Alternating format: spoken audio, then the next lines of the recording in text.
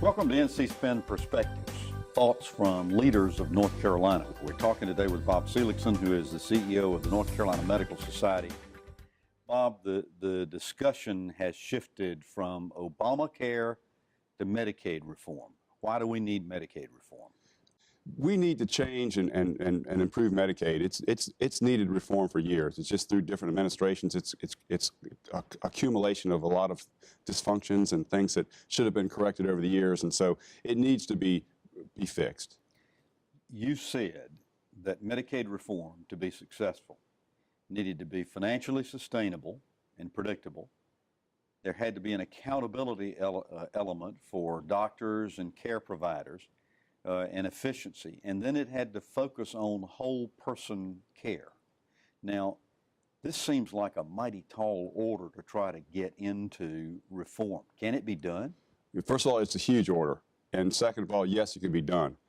It has to be done because the people that are looking at reforming the system, the people that are providing the health care, have to be the architects and designers of making the program better. If they're going to provide the care, they got to be the ones that are basically they have the skin in the game.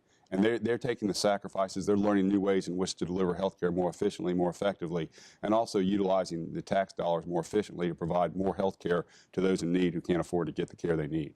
Obviously, from the standpoint of accountable care organizations, they're centered around collaboration of working with all the health care team, focusing in on the patient, making sure the patient's needs are met first and foremost, early on, before they get into chronic stages of a disease.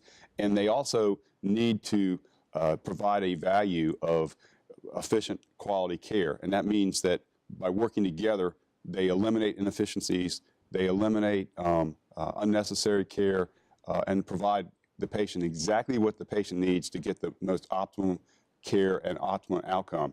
And ultimately, because it's value-driven, the people that all are working together collaboratively, they all have skin in the game. They're taking equal risk. They're taking risk to have shared savings, and they're taking risk to have shared losses. So, by having skin in the game, they're more inclined to want to do the right thing and are more motivated to do that. Is this sort of what we call preventable care rather than necessarily just treating illnesses? Well, prevention is clearly, Tom, one way of cutting down healthcare costs, getting people in earlier before they develop a chronic disease.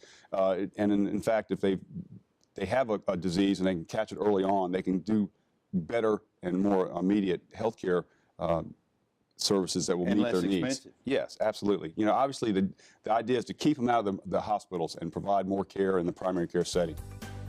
Thank you, Bob Seligson, for being with NC Spin Perspective.